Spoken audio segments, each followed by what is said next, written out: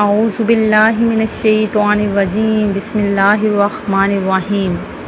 اللہ کے نام سے شروع جو بڑا مہربان نہایت رحم کرنے والا ہے۔ مون وظائف چینل کی جانب سے تمام ناظرین کو السلام علیکم ورحمۃ اللہ وبرکاتہ۔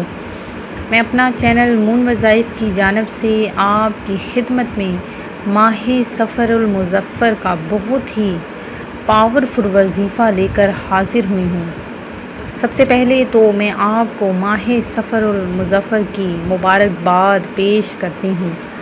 تو ناظرین، ماہ سفر جو بہت ہی عظمتوں اور برکتوں والا مہینہ ہے، اس ماہ میں ہر دعا مانگی ہوئی قبول ہوتی ہے۔ اللہ تبارک و تعالی رزق میں برکتیں نازل فرماتا ہے۔ ہر دن میں ایک گناہ گار جس کے اتنے گناہ ہیں کہ سمندر کے قطروں سے بھی زیادہ ہیں، تو اللہ تبارک و تعالی اس کے گناہوں کی بخشش فرما دیتا ہے۔ تو ناظرین، ماہ سفر المظفر چونکہ شروع ہو چکا ہے، تو آپ نے اس مہینے میں بہت زیادہ استغفار، بہت زیادہ ذکر و اذکار کرنا ہے اور اللہ تبارک و تعالی سے اپنے گناہوں کی مغفرت کروا لینی ہے، بخشش کروا لینی ہے۔ تو ناظرین، آج کے جو میں دن میں آپ کے لیے خاص وظیفہ لے کر حاضر ہوئی ہوں، بہت ہی آسان وظیفہ ہے۔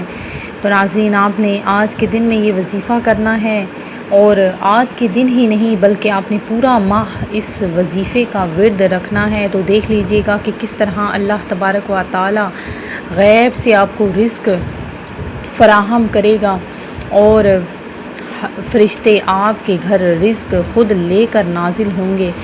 تو ناظرین، آپ نے صرف چھوٹا سا عمل کرنا ہے۔ ہر نماز کے بعد، یعنی پنجگانہ اگر آپ نے نماز پڑھنی ہے، تو جیسے ہی آپ نماز سے فارغ ہوں گے، تو آپ نے سب سے پہلے 313 مرتبہ درود پاک پڑھنا ہے۔ اول و آخر آپ نے 313 مرتبہ ہی پڑھنا ہے۔ جب آپ درود پاک پڑھ لیں تو اس کے بعد آپ نے صرف 3 بار پڑھنا ہے، یا خالق یا مالک، یا خالق یا مالک۔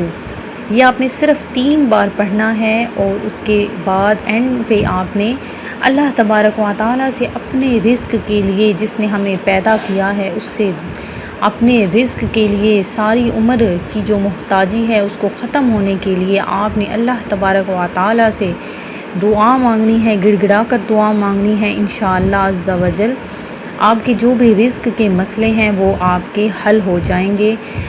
میں امید کرتی ہوں کہ ہمارا یہ آج کا وظیفہ آپ کو ضرور پسند آیا ہوگا۔ اسی طرح سے مزید وظائف حاصل کرنے کے لیے ہمارا چینل مون وظائف کو دیکھتے رہیے۔